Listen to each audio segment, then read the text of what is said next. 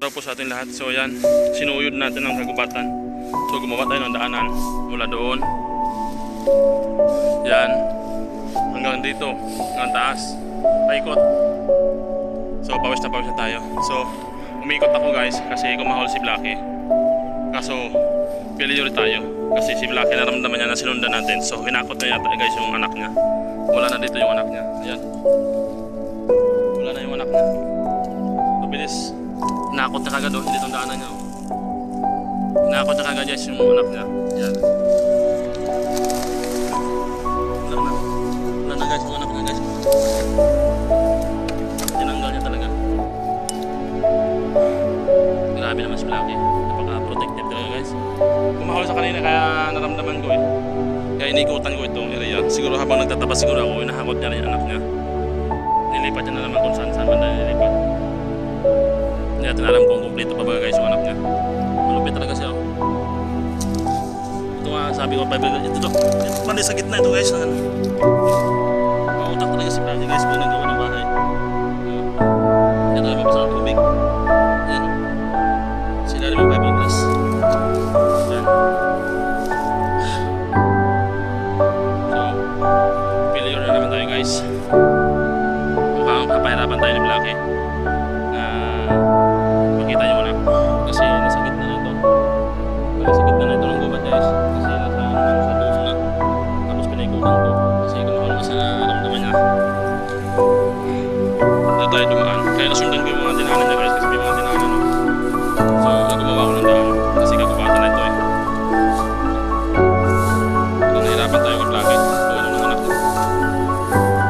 Talagang madugo ang paghahanap. So gumawa ko ng daan.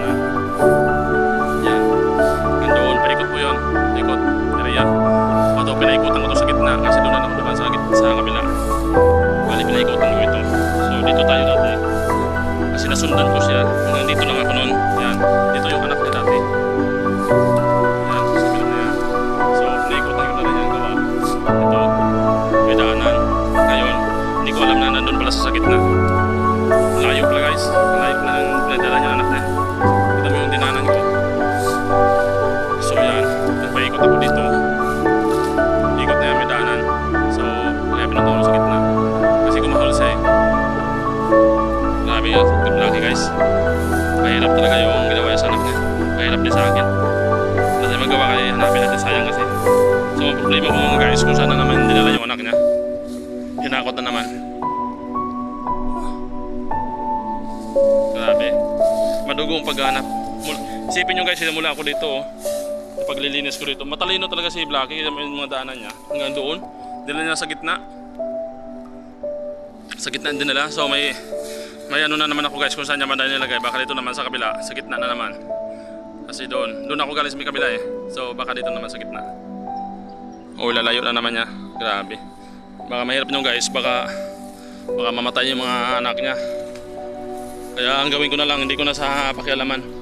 Hindi ko na hanapin. Hayaan ko na lang. Kasi nai-stress si Blackie pag sinusundan sa kanyang hanap. Iba kasi ugali ni Blackie guys. Parang wolf dog na siya. Papakainin mo okay lang siya, pero pag anuin mo siya, hawakan mo, ibang lasing aso. Nakaiba. Ngayon lang ako nakakaano guys ng aso na may mga mailap din akong aso dati, grabe, pero napaamo ko. Pero ito si Blackie, grabe. Kahit ano pang lalambing mo eh, parang walang epekto. Siguro nga sinasaktan niya ito, binubugbog. Kaya may trauma. Kaya napadpad siguro dito yan.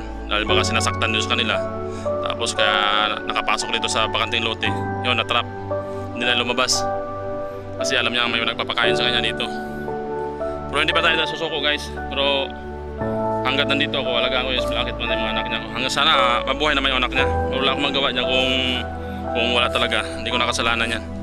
At least nag-effort tayo. Nagmamalasakit tayo dyan sa mga hayop. Wala tayong magawa kung yun na lang kapalaran ng mga tuta.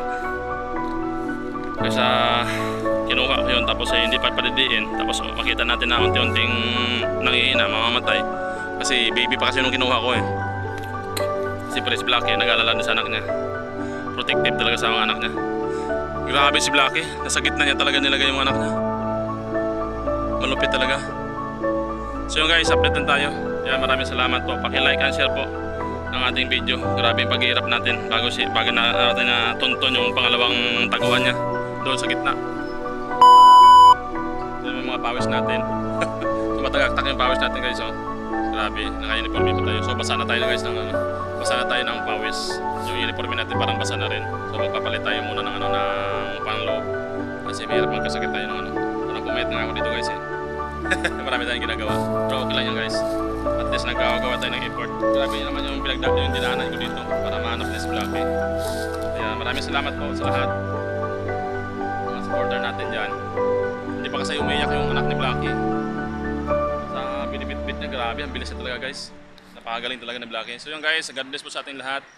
Sa ating mga solid subscriber dyan. Yan. Maraming salamat po. God bless and ingat po kayo palagi.